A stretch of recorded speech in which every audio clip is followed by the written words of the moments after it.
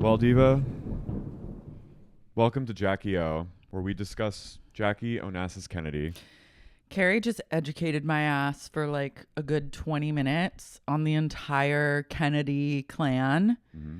And for that, I'm forever grateful because I didn't know until I knew that I needed someone to break it down for me. A gay to break it down for me. A gay who has a connection to Boston. Yeah.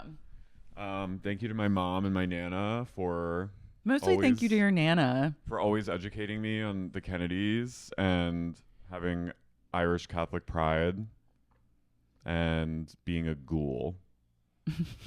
First and foremost. Kennedy ghoul. Being just a ghoulish Irish Catholic who's interested in the macabre of the Kennedy lore. Because there's a lot of macabre. There's a lot of macabre lore just in Catholicism, period. And Irish... You add the Irish potato famine Irish vibes to it, and it gets even darker. It's a witchy clan. It's a shiver me timbers. They were very shiver me timbers. Yeah. Ireland would be a great place to go back to. I would love to go back to Ireland. I've only been once. I have never been. We gotta go. We need to go find the O'Donnells. I mean, I know there have to be some. Some. I'm sure there's a ton. I think that's probably a common nickname, no? It's not. It's actually not as common as you'd think. Wow. No? Okay. But I want to go to County Cork. Yeah, we got to go to County Cork for you to find your brethren. Then we need to go... To Russia to find mine. What sad people remain. You can go. Wait, I also found out, I don't know if I said this on an episode before, but I was on some website where you can like track your last name and see where the population of people, like the pockets are that bear your surname. And there's like 100 Shane Halls living in Thailand. What? Yeah. There's like a population of Shane Halls in Thailand. And I was like, I really need to connect with them. Yeah. Maybe they made their way over there at some point. I guess. I truly don't know. I want to say there was 160. That's a lot. There's a lot. You're like, hey, fam. Hey, family reunion. Let's go. Maybe a Shane Hall went there from Rasu and set up shop and like married someone from Thailand. And yeah, sure. Everyone else went to fucking Kansas, Oklahoma, Illinois. And then one rogue Shane Hall said, I'm going South Pacific, baby. They were maybe smart. Yeah, I think so. They were ahead of the It's curve. Either cool or nefarious. Yeah, they're either there for like doing some shenanigans. Up to no good. We got to find out. But that's only one way to find out is you going to Bangkok to... I want to say there are more Shane Halls spelled my way of spelling in Thailand than there are in Germany even. Wow. Which is shocking. What's that about? I don't know. We need the documentary. How do you find this shit? I'll send you a link. Okay. There's like a website where you can plug in your last name and it'll show you like where those people are. I need to look this up. Yeah, it's time. I'm still in the midst of it, but I'm watching the Sherri Papini docuseries on Hulu. Who's that? Who's Sherri Papini? Yeah. She is like the real life Gone Girl. She's the Gone Girl? She, in like 2016, went missing up in like near Mount Shasta area. Mount Shasta? Yeah, in like Redding, California. Redding, California? Yeah, doll. Isn't that where you went to? Yeah. Well, she went missing up there, and she... Happens to the best of us. And then she emerged 3 weeks later, like chained on the side of the highway, and you come to find out that she made the whole thing up. Icon. And she was like this cute blonde who had this like nice husband. They all thought it was him at first. He got cleared, and then... So was Gone Girl based on her? No, it happened after that. But she's like She got inspired. She said, two can play this game. I'm still finding out like what the deal is. I've heard this story before, so I know it's not a spoiler. It's like in the news. This feels incredibly Redding coded. Mm-hmm. Is she from Redding? I think so, or like the Bay Area. But the feminine urge to go missing fake your own kidnapping and wind up chained on the sign of the highway is real. We all contend with that. Every woman asks herself, is today the day that I go missing? Well, I guess a girl, she grew up in the area because when she was a teenager, a girl around her age also went missing the same way. And it like kind of shaped the community. And so I'm pretty sure she was inspired by that. And so for Sherri, going missing was like being an influencer. Yeah, and then but of course like her first, when she comes back, she's like, 2 Latino women took me. So she's definitely like, that's mixing it up. You wouldn't hear that every day. Normally you would think that she would say Latino men, but then she said, I'm going to throw them a curveball. I think she was trying to say like she was being like groomed to be sex trafficked. So she's definitely tapping into like the white female like QAnon fear of sex getting like, sex trafficked in like the mall parking lot in your 30s. White women in their 30s love to fear getting sex trafficked in like the Walmart parking lot. Yeah, and you're like, bitch, you're way too old. You're about 20 years too old. I know. Sorry, doll. It's pretty crazy. I would watch it. It's okay. I'm into her theatrics. She's fucking dark. I like where her head's at. And I like her name. Sherri Papini is a good name. Papini. It sounds like an Italian American dish. Mm-hmm. Damn. Her sister is interviewed, and like her sister's like a little older and was sort of like a parentified child, and like was kind of Sherri's mommy growing up, and you just see her being like, she's like, this is classic Sherri. Well, she was like obviously like bereft when she was missing, and she was out like every day like leading the searches, being like, Sherri, but like also, where did she go? Just stole away. Wow. I don't know what the fuck. I'm like, I'm wondering if she had help. She was sexting, having an emotional affair over text with a guy she met at a conference in Detroit. Conferences are innately horny. They had this weird text affair. Did she tell him she was missing? I don't know if he was involved. He was interviewed by the police, but I think he was cleared, but I don't know if he's going to come back around because he was in the area before she went missing and they were going to link up. But then she like was like, some plans are in motion that like may change everything and I might be able to see you. So I don't know if it's like about that. I don't know what's going on. There's claims that the husband yelled at her all the time. But then her best friend, who's her best friend from childhood, she claimed that Sherri was always like, she had journals. She would be like, I'm so afraid my husband's going to chop me into pieces and all this stuff. But her friend's like, but Sherri was known to embellish. So she was kind of like, Sherri was a fucking liar. Okay. Ladies, keep a man interested by going missing. If you're starting a text with a new man, the way to get from situationship to relationship is to go missing for at least 3 weeks. But you have to successfully go missing and then turn back up. You can't fake go missing. And captivate the nation for a month. He will realize he wants you so bad, and he'll be so glad when you turn back up and you're stealing the spotlight. Speaking of scammers, Julie Chrisley is potentially, her verdict may be overturned. Wow. And she may be released from prigione.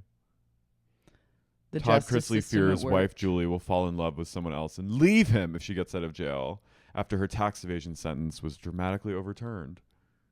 I didn't realize this. They conspired to defraud community banks out of more than $30 million in fraudulent loans, the two of them. And found guilty of tax evasion. Wow. I was like, Todd, you need to let her go because you're gay. You're fucking gay, man. Like, I'm sorry.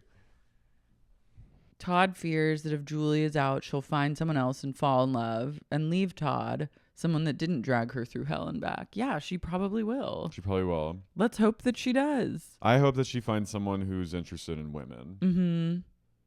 What was the scheme that they were doing? What was the scheme? What was the scheme? The They schemed. No one knows. I'm looking it up. She was convicted of bank fraud and tax evasion. She was responsible for the fraud scheme dating back to 2006. However, the judge has now ruled that there is no evidence of her involvement before 2007, partially exonerating her from the conspiracy. The reality star couple... Todd is in prison in Pensacola, Florida. Oof. For 12 years. I know. That seems a little egregious. These are like white-collar crimes. How long did Tree and Joe go to jail for?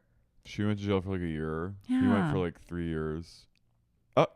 In addition, Todd's former business partner, Mark Braddock, shocked the world. Shocked should be in quotes, but it's not. When he claimed that he had a gay love affair with the father of 5. Let's be real. He's gay. Julie's in Kentucky at a prison. Yeah, she's in Lexington. Oof. I'd rather be in Kentucky jail than Florida jail. Yeah. Damn. This is serious shit. This is like Jen Shaw's Child's Play compared to this. Yeah. Didn't Jen get 11 years? No, she got 6 years. Okay. Elizabeth Holmes got less time than the Chrisleys. She actually like hurt people. Yeah.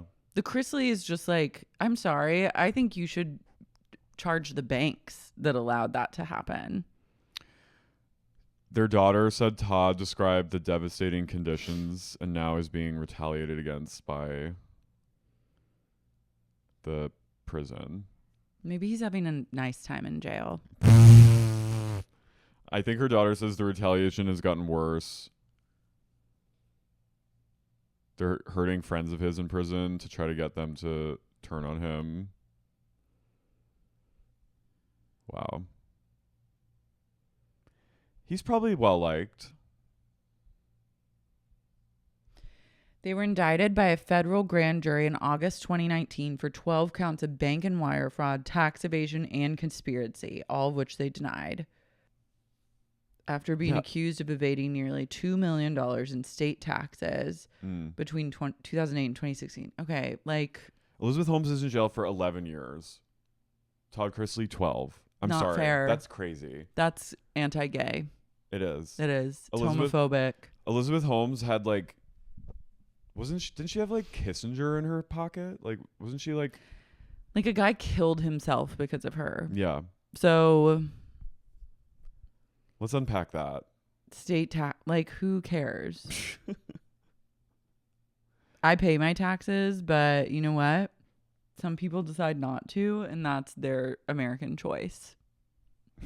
Prosecutors also claim they used their production company to hide over $1 million worth of their reality income from the IRS and allege that Todd directed an employee to falsify income and asset documents.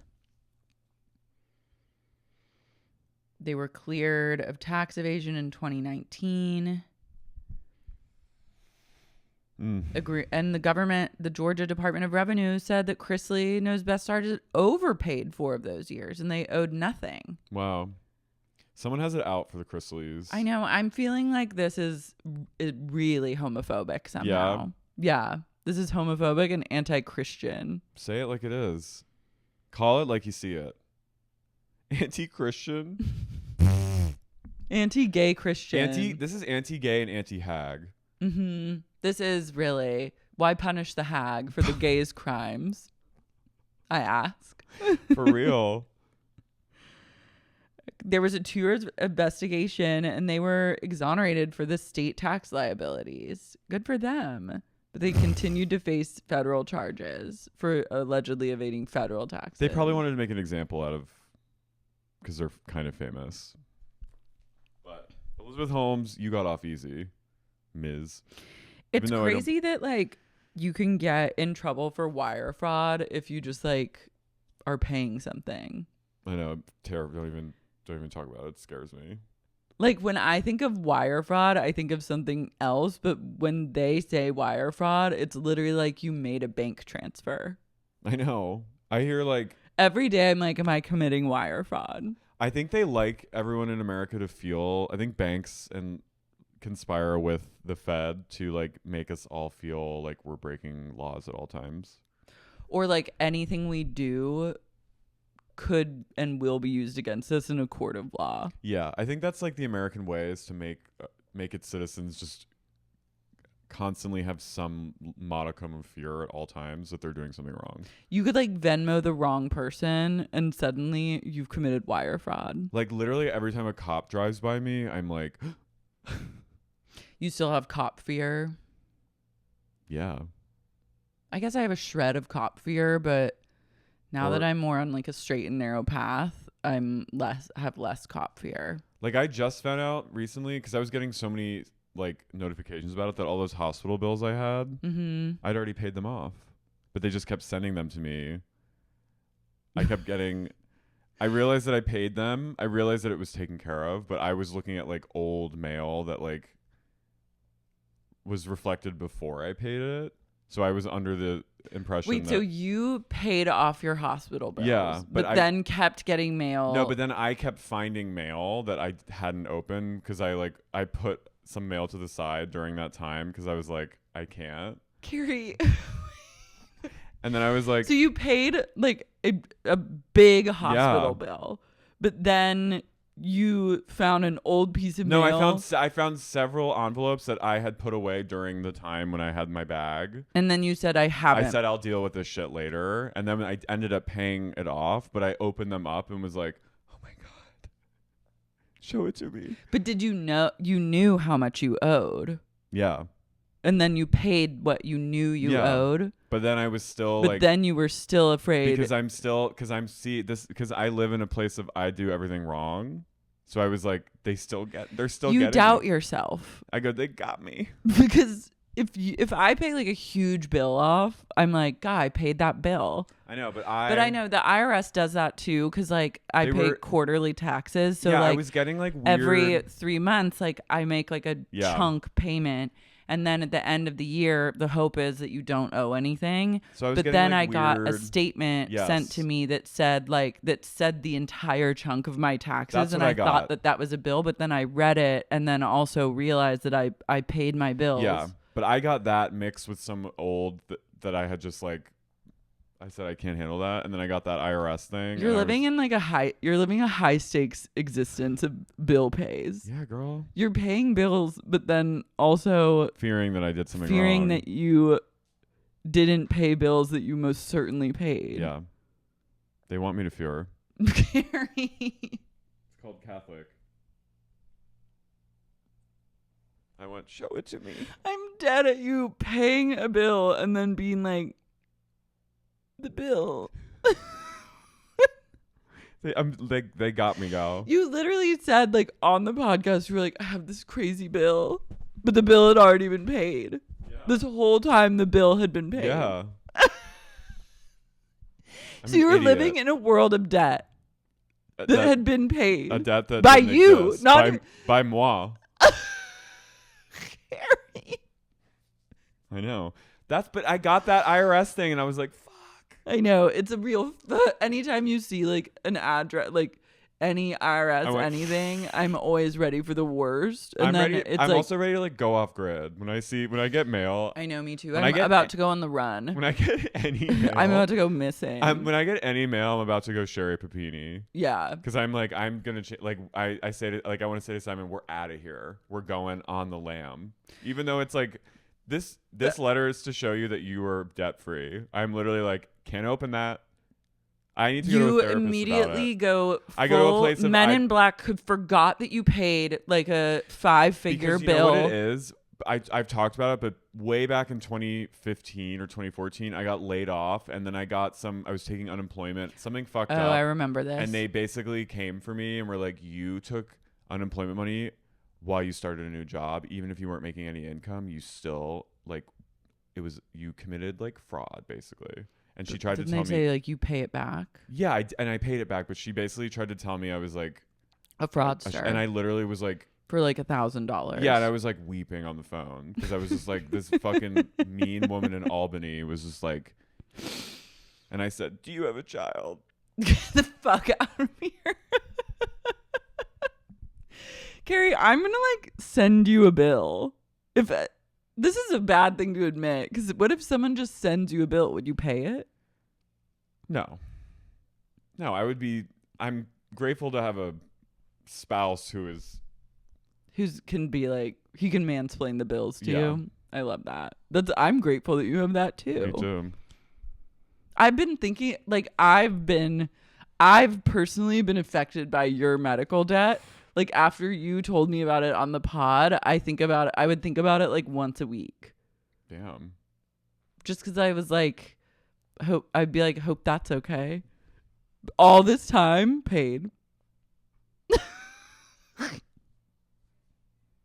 The IRS sent me a threat. Like, they literally issued a threat to me over like $25 that I was like off in 1 year tax year. And they were basically like, we're going to fucking kill you if you don't pay 20. I was like, are you kidding me? Kill you in front They were of like, your dog. we are going to reinstate all the like debt that you worked to like pay off if you don't, because you clearly are trying to stiff us out of $25. I was like, Jesus Christ. That's how I felt. I was like, my God. It was like one cycle of unemployment, and they were like, you are a fucking bad person.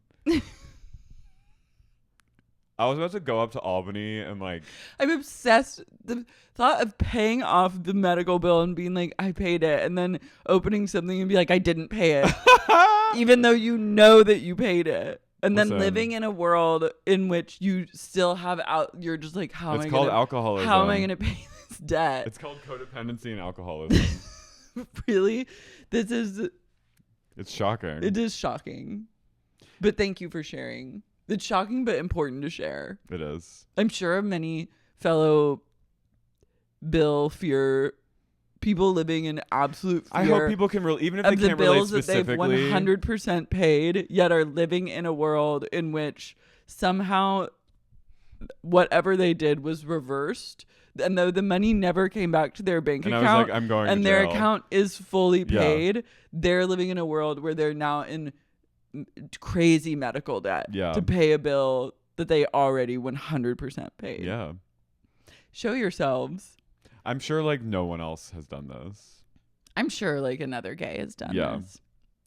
Anyway, let's talk about our favorite people who fear no debt in a time of recession. Mm-hmm. I'm Carey. I'm Lara. And you're listening to Sexy Unique Podcast. Debtors. 6 unique bills.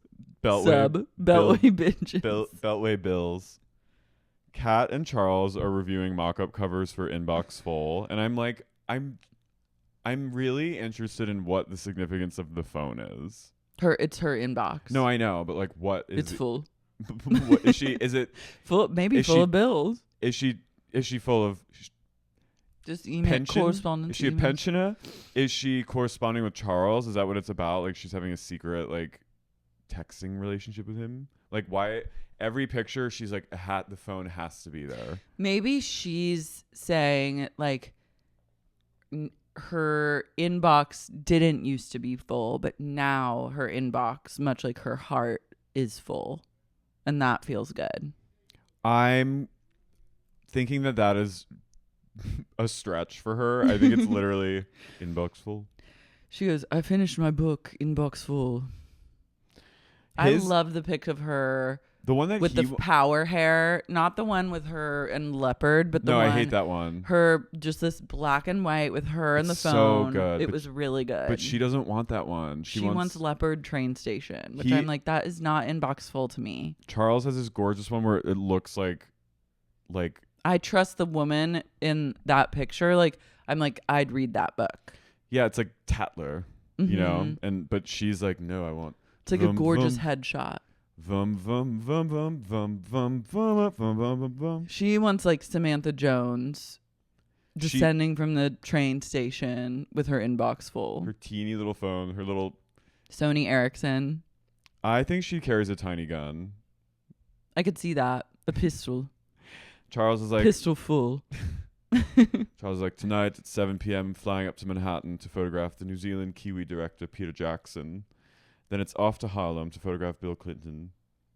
And then it's a red eye to London. And then back from London, I'll be in D.C. for 24 hours before I head out to... 12 hours before I head out to Florida to interview General Paytas. I don't know. And she goes, well, good luck with your week ahead then. So Kat is realizing that her relationship with Charles is not all it was cracked up to be, and her inbox is emptying.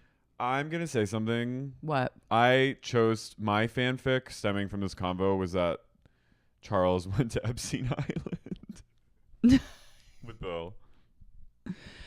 Was he in the flight logs? He could be. We'll never know because they won't tell us. Yeah, that's pretty crazy. No one wants to talk about that. They just blocked it all out. Has Kat ever met Ghislaine? I'll bet Kat knows Ghislaine. I didn't even think about that possibility, but that is 100% on the table as something that could be. Hillary Clinton has a new book coming out. Inbox full. Something lost, something gained. I'm like, you lost. Inbox Leave us full. alone. My inbox full. with Hillary Clinton is full forever. Yeah, Charles and Kat, she goes, it's not all rosy as it may seem. He is really He's hot. never home. He's really hot, but now I'm understanding, like, she thought she was going to move to DC and, like, be with this man, the man of her dreams, and he was like, goodbye, and is never home anymore. He's married to his camera. He is married to the lens. He's Kiki Dunce in Civil War. Mm-hmm. The Willard Hotel we go. She also, like, I totally understand what their love affair was and, like, how exciting it probably was. And, like, hotel rooms and, like, jetting around the world. But then we'll settle down and be in D.C. and I'll write inbox full. And you'll edit photos and we'll have a quaint life. And then it actually was like, okay, that was fun. Like, now I gotta go. Yeah, the reality of they've just woken up from their, like, honeymoon. And it's The honeymoon is over. And the inbox is full. His inbox, not maybe hers. the inbox was never full. It was just... I like that as, like, the closing line of Inbox Full Part 1 is very Carrie Bradshaw. Maybe the inbox... And I could not but wonder, maybe my inbox was never full. And I just thought it was.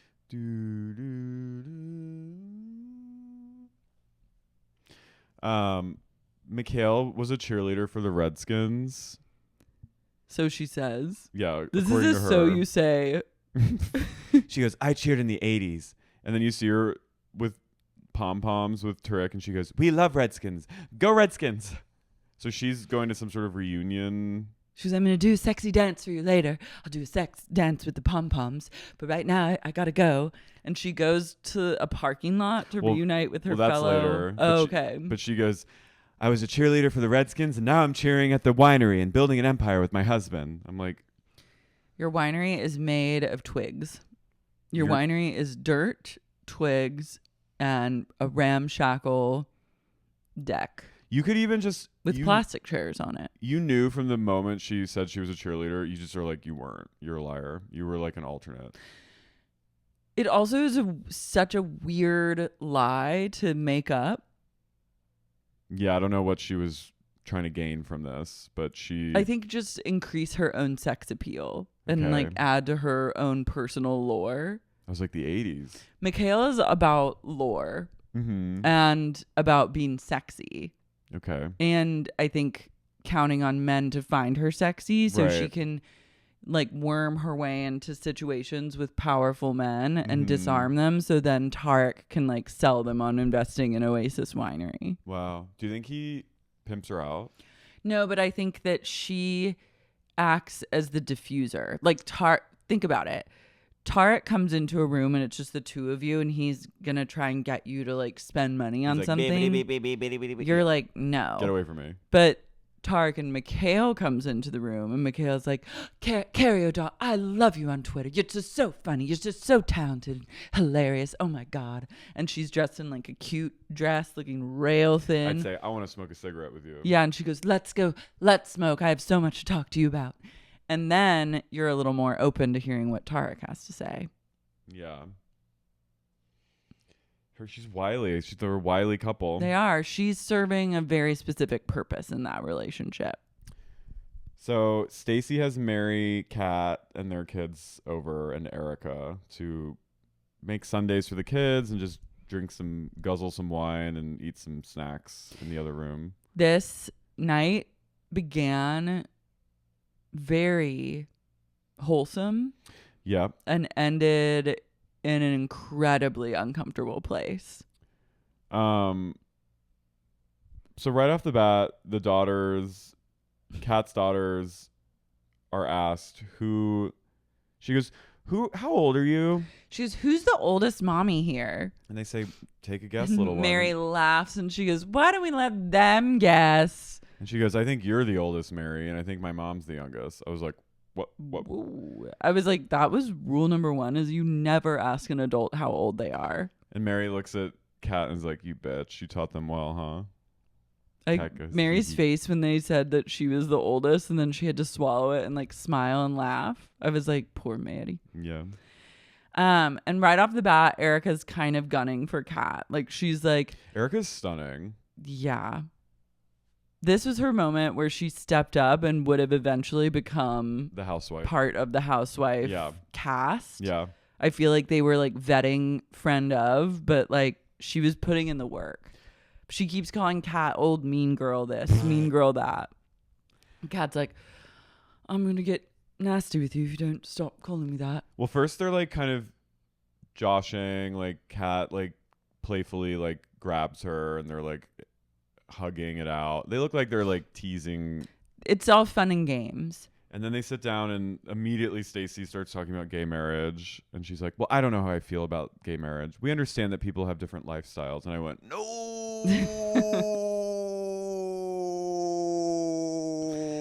Stacie, you went, Renee. No. So they're talking about it because they mentioned David Catania. They're that gay that they. He's a fucking another gay that would have been on the show. He's a fucking housewife. What do they hold? Do they hold anything on DC? They haven't held anything American yet. flag, like stars. I don't know. He would have been a housewife. So the room is David divided. Catania is like another one of their gays. The room is divided. Stacie and Jason are not really cool with it. No, but you don't really get the full scope of their feelings until later. But Stacie just says that one thing for now, where she's like different lifestyles, and you're like, yeah, my antenna went up. Lynda arrives.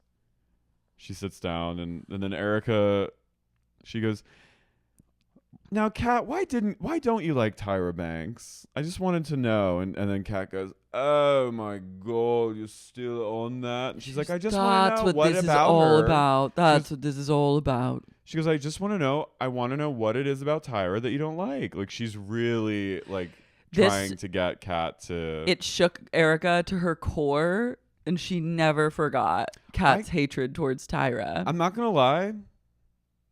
I would shake me to my core.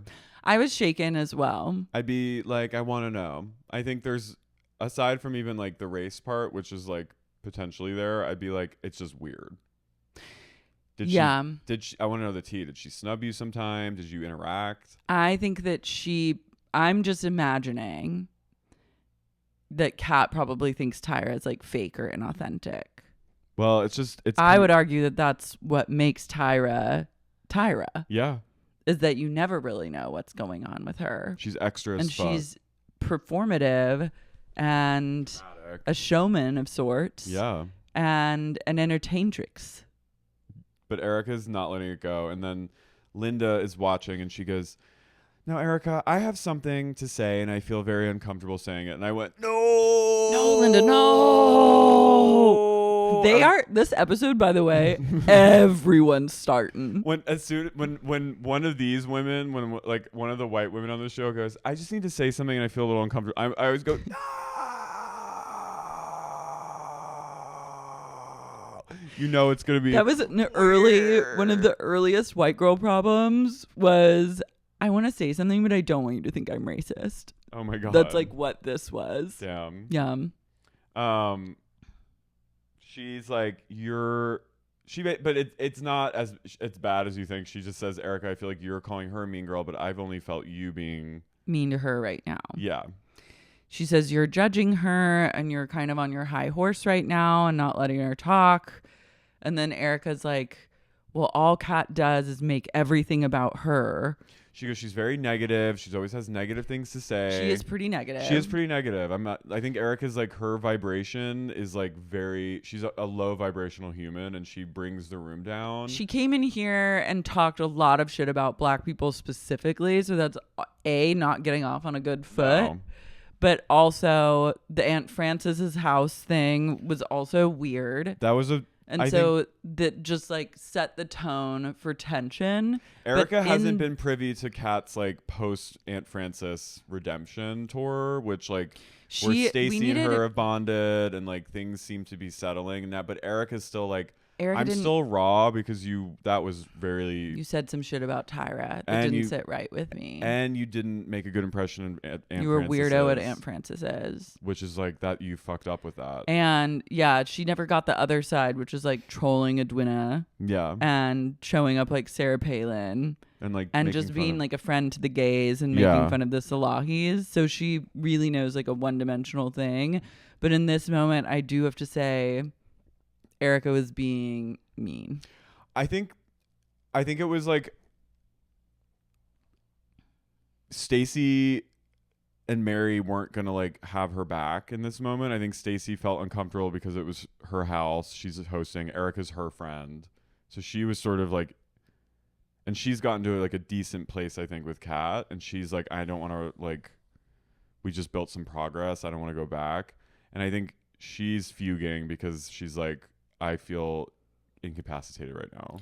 And Erica also put her in like kind of a weird place. It's a weird conversation to have when they're everyone's kids are one room over. Like if it was just girls not at Stacie's house and there were no kids there and it was just like ladies fighting, that would be one thing. But the fact that like everyone's kids can hear adult women like their moms yelling at each other, it adds another layer that's just like, oh my God, like please don't now. So Kat starts getting like verklempt and she gets up and walks out.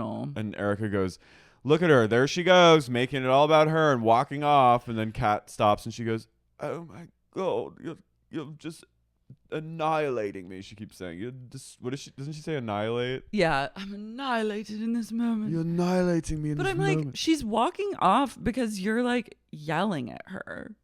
There she goes walking off, making it about her. You literally just like yelled at her.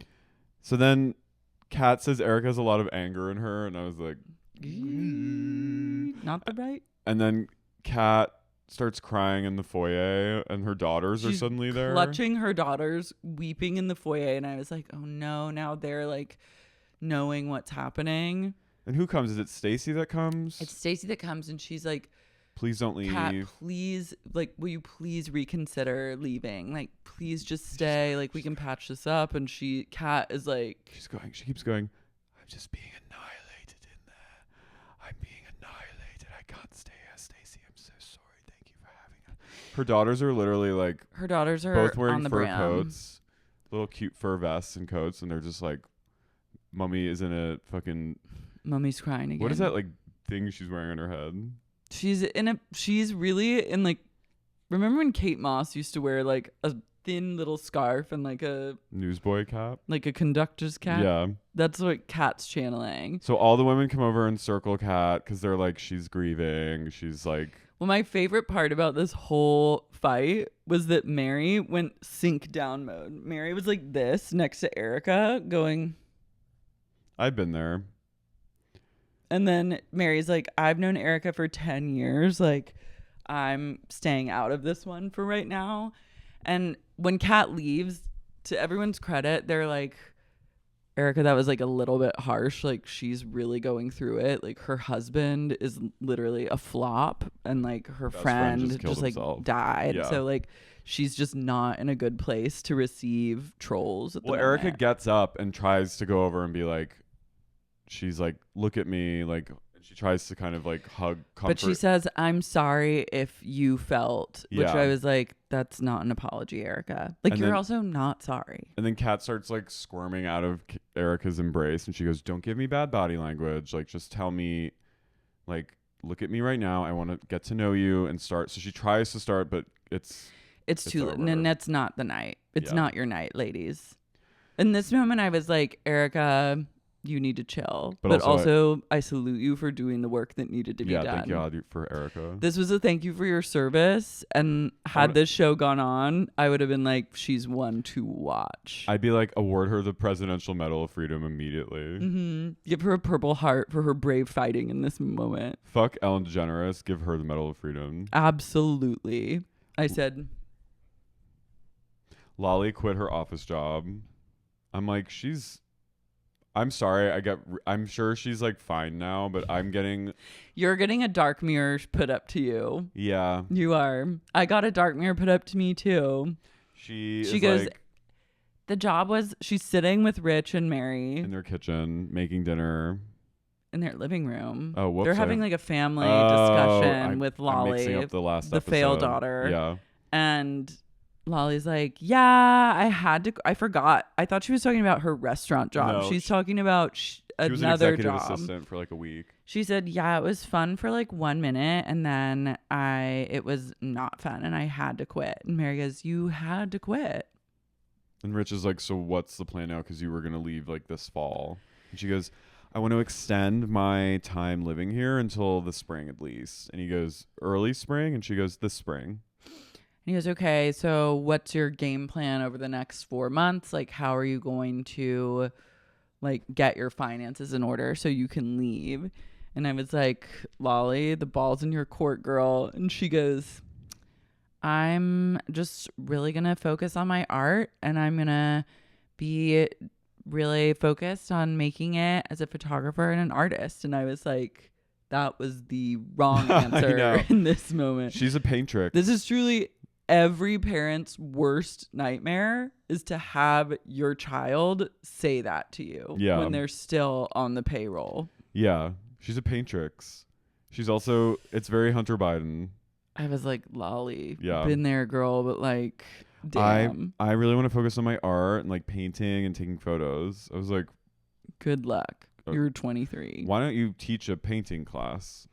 He goes, well, are you going to get a job so that you can then focus on... He's like, those are more hobbies. Like, I'm talking about, like, a job. And she goes, no, you can make money doing art. And he goes, respectful, like, you can't. Yeah. And Mary's goes, like, it's okay. It's okay. She can, though. She's really talented. I was like, this... She's like, she can, though, Rich. I've seen it. She's good. Really good. She goes, thanks, Mom. And I was like, this is the beginning of the end. Yeah. Lolly, we've all been there. Yeah. But I was like, Rich must just be like, what the fuck in his head when she said that. David Catania, on behalf of Paul Wharton, invites the girls and Jason over to talk about marriage equality because I guess it was passing in D.C. at the time. So then you just like have a meeting in your office to talk to randos about the bills? So he's trying to like educate people that aren't familiar with what's... He's like, this is why you need to care about this thing. And then I went, was oh boy. Was it voted on? I don't know. I know. They passed it in New York. In 2009? 2010? 11? Later. Wasn't California 2008? The no hate? I don't know. Don't ask me. Marriage equality nationally passed in 2015. So that was Pride. I remember that was Pride of 2015. And I remember that day because I was on a lot of coke. Love that. So Stacie and Jason come. They're immediately uncomfortable. Paul is like excited to have his girls, who he's like, these are my ride or dies. They're here to support me no matter what. Like, my hags have entered the building, and now we all sit to kiki and discuss marriage equality. Kat sits down. She says hi to everyone except Erica. I was like... Erica's outfit was so fucking good. Yeah, she was wearing like a skinny patent leather boot with like a long dress over it. I was like, she's chic. Is a fashion slay. They sit down and Mary immediately goes, so this is an issue that I haven't educated myself on because it really doesn't affect me. And I went, Mary. And Paul goes, you see Paul, he goes. And then Lynda goes, well, this does affect me because I have a gay sister. Lynda's all about her gay sister. And then Stacie. She's my gay sister. She's gay. My gay sister's been gay from the moment she came out of the womb, and we all knew it, and none of us had a problem with our gay sister. And she goes, but not only does it affect me, but a lot of my friends are gay. But but Stacie and Jason are in a place of clutch with each other. They're deeply uncomfortable. They're in a place of like, we can't just be quiet and chill about this thing. We're going to have to say what we think, which is like, I beg of you, just reevaluate. She goes, marriage, at the end of the day, marriage is between a man and a woman. And then you see Paul again. He goes, Paul is literally having like Paul's having a really bad day. Yeah. He thought his girls would come in and ride for him. And really he's realizing that they either don't give a shit or they actively ride against him. Yeah. And Jason goes, yeah. Okay, District of Columbia legalized same-sex marriage 2010. Same-sex. Jason goes, well, it's just really uncomfortable to talk about because if you say anything, people call you a homophobe. Well, that comes on the heels of Paul being like, guys, like, this should affect all of you because I'm your friend and I'm gay. And, like, I get called faggot, like, once a day in D.C. Like, I'm walking down the street, people scream at me. If I'm on the wrong side of town. Like, I will get harassed and, like, or worse. And then Jason goes, well, I kind of relate to that because if I bring up the fact that I think marriage between a man or woman, I get called homophobe. So it's like I'm being slurred, basically. And Paul is just like, no. Paul goes, well, maybe people who say that are homophobes. Yeah, he goes, maybe you are. And then they get like, oh, no. But I'm like. So then Stacie says something wild, which she's like, is there a way to just have it like separate but equal, essentially? And I'm like, lady, I know. Come on, please, Stacie. Literally, people said that about civil rights, my friend. I know. Like, you cannot. It's pretty wild. It's really wild. I always loved that argument. Like, can't you just be like domestic partners and you can have all the civil liberties, just not marriage. Like I'm like, at that point, like, let them fucking have it. Yeah. My God, if they want to submit them, if gay people or anyone wants to submit themselves into marriage, like, anyone should be allowed to get married. If that's what they really want, good Lord, please. It's what we want. Not all of us, but I know. But I'm like. No, it's just not your marriage, but I'm just like, yeah. Many marriages are silly to me. And it's like, if you really want to enter into like this antiquated union, then by all means, you should have the absolute right to do so. If you want to go fully adult. Many marriages, like just in general. Yeah, I think just like it's like, okay, 50% of marriages are going to end in divorce. Like, it's more symbolic than it is like meaningful. And in the past it was like meant to secure like property and like ownership over like a woman. Mm-hmm. And then it secured like family line. It was like more of a business thing than like an actual like romantic thing. Well, so if you want to just like, I think it definitely behooves. I think the state in quotes looks more fondly on. Yeah, you get a lot of perks. Like, you get tax cuts. There is, I think, yeah. But I also think that that's bullshit. I do not think that married people should get tax cuts over single people. Single rights now. Single rights now. But like, why the fuck would you give a dual income like more discounts than a single income? Take it up with your congressman, sister. I have a problem with dinks in this household. As a proud oink. As a proud oink pig mama, I am anti-dink. It's just crazy that this was like that it took this long. I do like that they're just having a measured conversation about it with no people like getting wild. No, I think Paul is understandable. Well, and then Paul's having a bad gay day, which is when you're gay and you realize that your straights are failing you. Yeah. The congressman he's like, look, these are all really good. I think this is great because we need people like you guys who like aren't familiar to like get educated and share it with your friends who maybe have the same, like, he's like, I'm not looking to convince Paul a gay that marriage equality should pass, I'm looking to convince like you, Stacie. Yeah. And he's like, I tell everyone, be really patient. Like, you can't expect someone to get on board right away. And like, the more patient you are, the more you like lure them over to your point of view, which I was like, wow, that's actually like gone are the days of that. Pretty good strategy. So Mary, Erica, and Stacie get drinks after, and again, Mary just goes, I just don't feel passionately about this issue.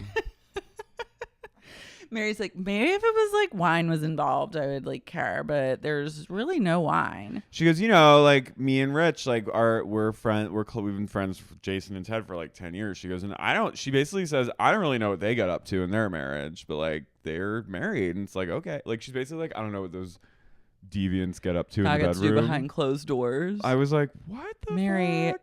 So also there was an amazing moment where Paul was like, when Mary said that in David Catania's office, Paul says, I'm really shocked to hear that from Mary. All her friends are gay. I know. Mary's like the top fag hag of DC.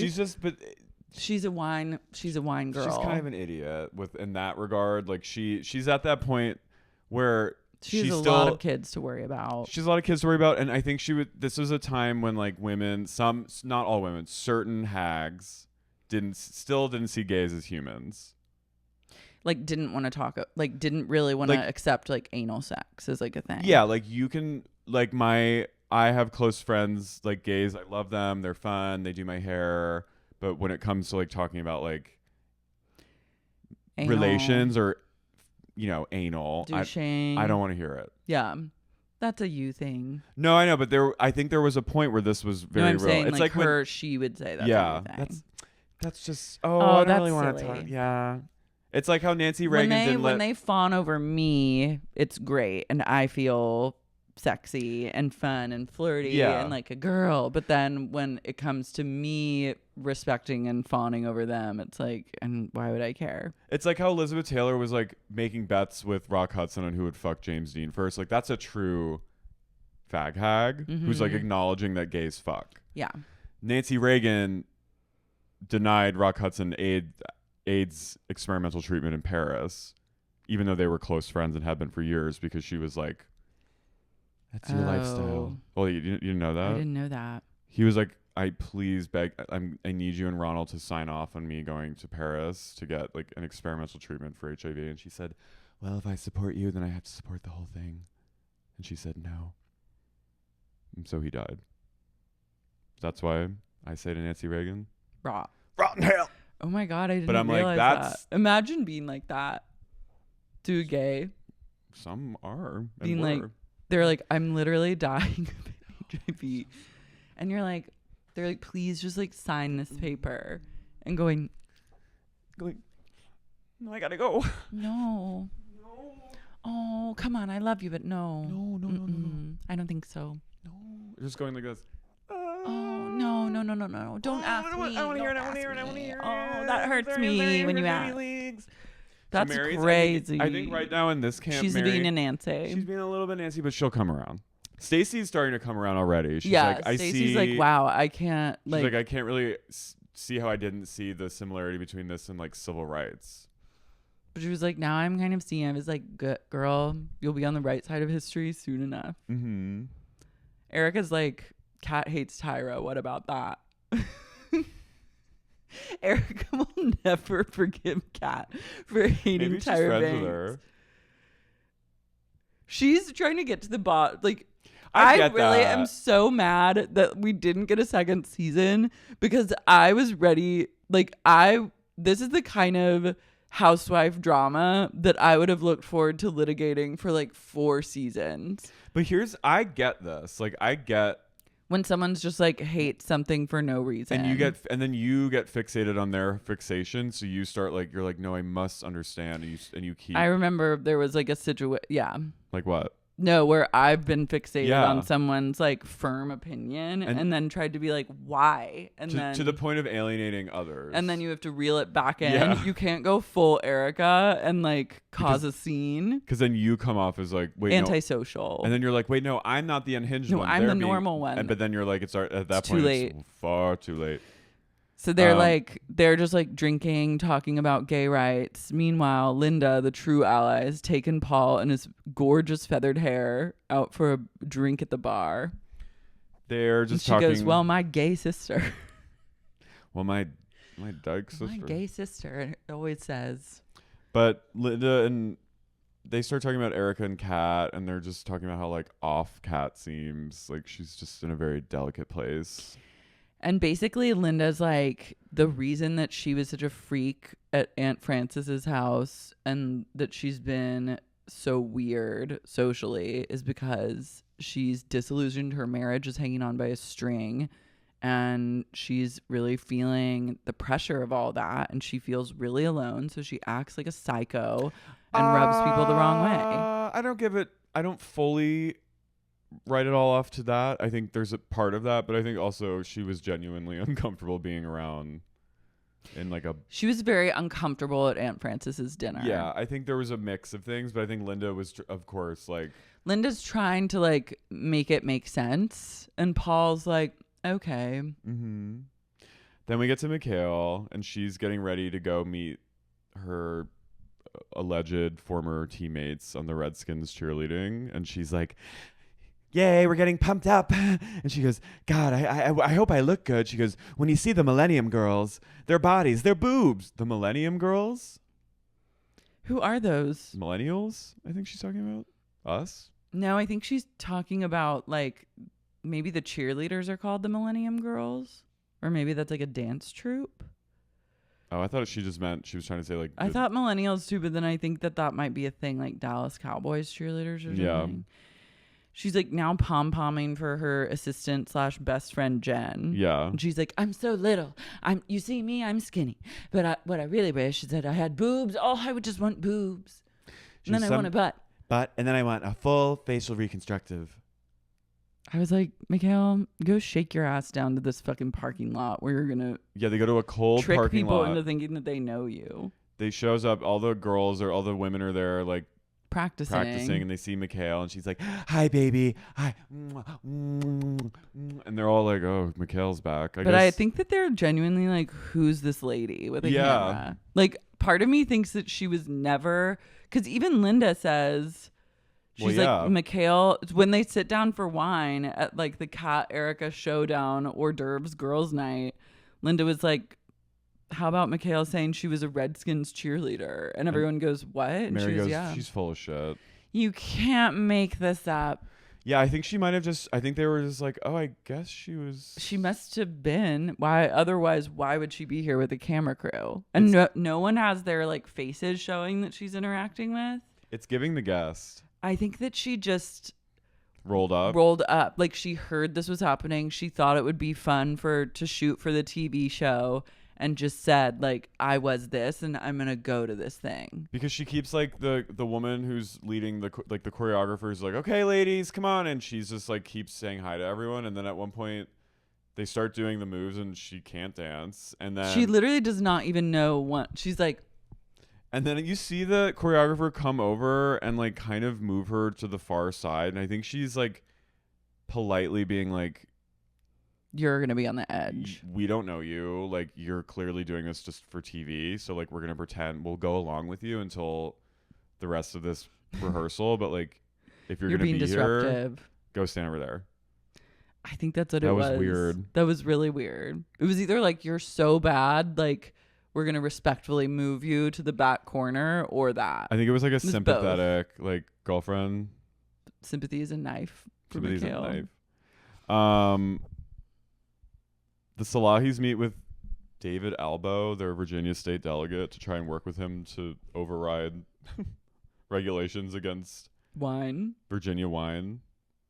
I think this also had something to do with has something to do with Oasis but also based on our last episode, the Wikipedia that was like he built his industry off the back of Oasis and he's like trying to make it so that they link or something. But this is where I realized, oh, Michaele she's like the massager who comes in and like massages the social interaction. Yeah, because she can go, Dave, yes, yeah. David, yes. She goes, the wineries of Virginia, you know, at this point, you know, they're being forced to close at 5 p.m. every day. We want to extend that.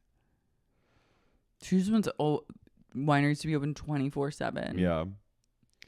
And then Lolly and Mary are making dinner together, and Mary goes, you know, Lolly and I are more like girlfriends because we grew up very close in age. I'm like, 20 years is not close in age. You had her young, yes, but like, she's your kid. Yeah. It's a good excuse for a boundaryless parent-child relationship.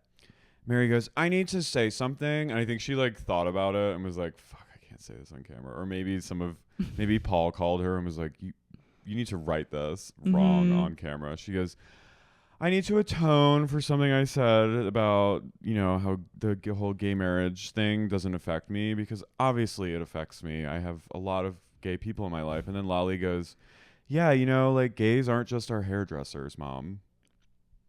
She goes, all of my friends are gay. And then she's like, yeah, well, I mean, what's that thing about the Constitution? And she's like, yeah, they have like certain inalienable rights. Well, Lolly goes, certain, and then Lolly goes, inalienable rights. And she goes, exactly, like the right to pursue life, anything liberty. They want. That's fabulous. And Lolly goes, life, liberty and the pursuit of happiness. And she's like, exactly, honey. Yes. Yeah. She goes, yes, honey. Yeah. She goes, yes, mama. She says to her, yes, mama, say it again. Say it. She goes, say it. And she's like this. They have She it. goes, I love them. I love Lolly. She goes, I love, and she goes, and I, even more than I'm loving Lolly, I love the gays. And then she goes,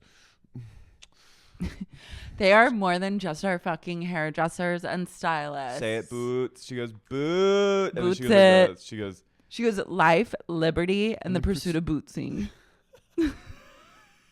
That's the name of this. She goes, and then there's like a whole 5 minute of just silence of Mary going. Of Mary going, picking things out of the refrigerator with long nails. And going. And then Lolly going like this. And they just kind of silently vogue next to each other. Rich comes in and then just walks out again. Mm-hmm. Kat is actually like, she's very pro-gay. She's pro-gay marriage. She is a gay man. Yeah, like she's Samantha Jones. In the office, she's like, I don't understand why anyone would even bat an eyelash. She goes, everyone has a right to marry who they love. This is insane.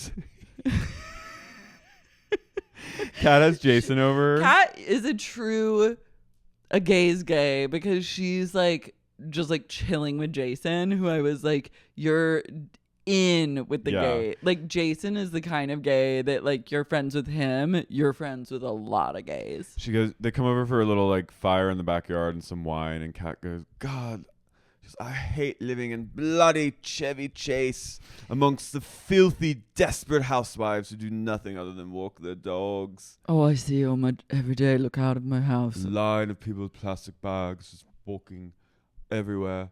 Fucking hate it here. I can't believe she lives in Chevy Chase, Maryland. That's why she's so sad. I know. Why can't they move to Georgetown?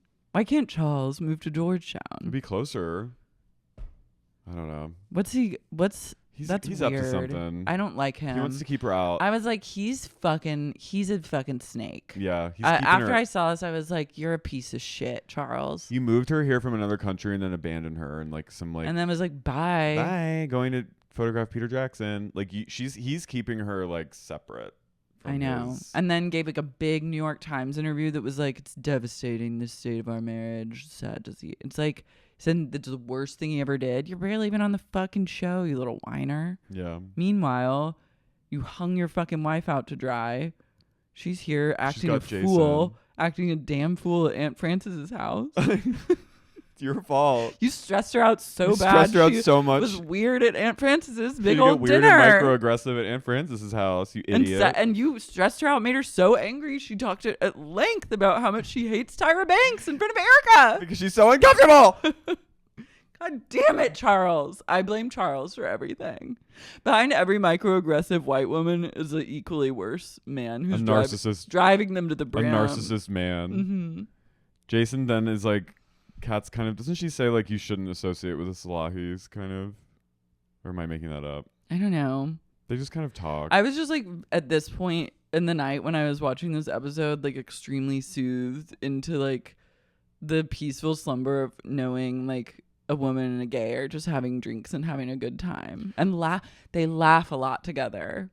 Well, the Salamis head over to Virginia to a really haunted looking like Salem's Lot ass house where this ghostwriter named Matt is waiting outside for them. He's a serial killer.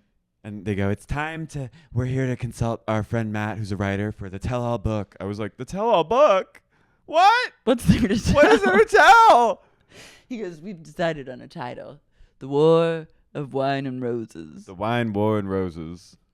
And Matt goes, great name. And great title. He looks like Nicolas Cage. He's long legs. Scaring me. He's long legs. He's extremely long legs coated. He starts writing down like ideas. He wrote what? Amazing. And Michaele goes ghostwriter to the stars. She goes, we can talk a lot about everything. She goes, but do I have to write much? And he goes, no, you don't have to write anything. She's okay, yay. That sounds good. It's a tell-all about our life, meeting each other, and coming into wine, and the experience of keeping our vineyard up and running, and the issues in family with everything happening with the Salahis.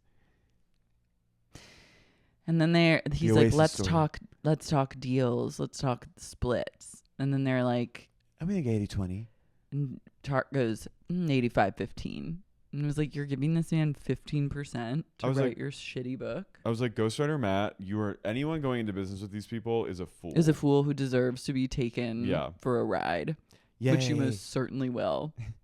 Yay, I don't have to write. But I have one question. Do I have to write? I don't really want to. That's me whenever it comes to someone being like, will you write this thing? And I go, yes, but I have one question. Do I have to write? It's every writer's It's first every question. writer. Maybe Michaele really is a writer after all. Someone's like, please, we just need you to like write a pilot so we can understand what your perspective is. Like have a little thing. And I go, exactly, 100%. Absolutely. And I'll get that right to you. But my one question is, do I have to write?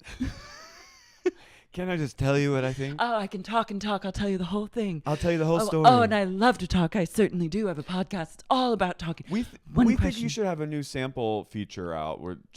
Okay, great. And we should, you should probably have it done in like the next month or so.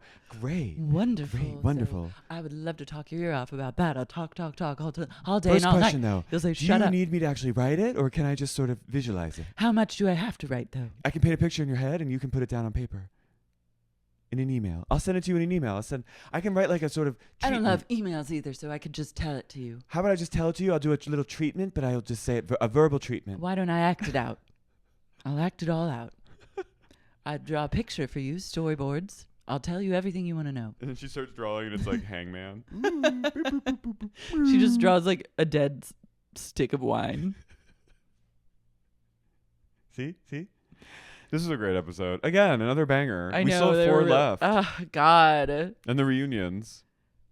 Apparently the reunions are wild. Yeah, I kind of recall them being wild. And next week's episode, the Salahis crash the White House party. Michaele's in a sorry. I know that was... Okay. She looked great. Yeah. But I was like, for what? For what? The white woman urge to wear a sari. It's there in all of us. We all dream of it. Few get the chance. Few get the chance. Some just do it anyways. Michaele is in that camp. She is. She said, tonight's my night. I'm doing it. It's gorgeous. It's global. I love. Can you get me that experimental treatment that will save my life? Ooh, I really, really wish you hadn't asked me that. She was like, I'm going to have to say no. She goes, I love you. Bye. You'll be fine.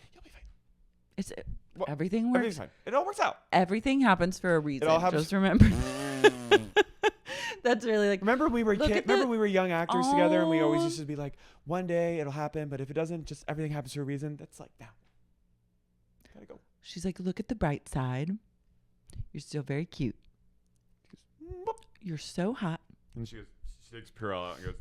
She goes, I would hug you, but you know. And with that, let's read our cults. The wonders of our lives. Should we do another cult quiz? Sure. Carrie's cult quiz. I You did slayed. good. You did good. Did good, kid. Okay, we'll start at the top. Okay. Oh, Hillary with Love. 2 L's. Pia from Australia. Alex. Delisle. Makeup. Fresh. All. Obviously. Sophie from Cleveland. Emily. Vaughn. Castor. Oil. Jorgensen. Miss Ryan and Mr. Jillian also from Cleveland. Gina Sapienza. Oh. Sarah Elizabeth from New York. Boston. Fuck. Lucy from London. Brooke. Johansson. Lilia. Give me a hint. Begins with an F. Farrell. Farrell. Lilia Faggot. Lilia Farrell. Rachel. Weiss. Knight. Knight. Gerd Queen of Brooklyn. Brittany Date Night. Weiss. Dilly. McNeely. Bridget. Witkowski. Lady Swampwitch. Gives no fucks. Jessica. Hernandez. Mazatov. Cocktail. Lols. Lols. Mary. Mary. What? Katie. Katie Sapienza. Sulin. Mike. Earhart. Sharon Baum. Realtor. Timothy. Shield. Rogue. Stanley. Matthew. It's another first name. Francis. Thomas. Thomas. Francis. My best friend Matt's name is Matthew Francis. Oh, I love that. His middle name is Francis. Okay. Owsley. Robinson. Cheeseburger. Bay. Mariah. Kay. Kathy. Beast. Kit. Moore. Hillary from Orlando. Chicago. Chicago. But the next person. Orlando. Patron of the Farts. David from. You know this. Switzerland. Nick. Sedaris.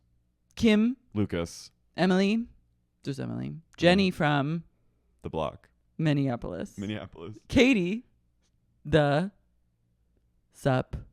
Katie the Sup Queen. Lawyer. RJ. Jeffrey Pradama. All right. Okay, you got like a 90%. 90.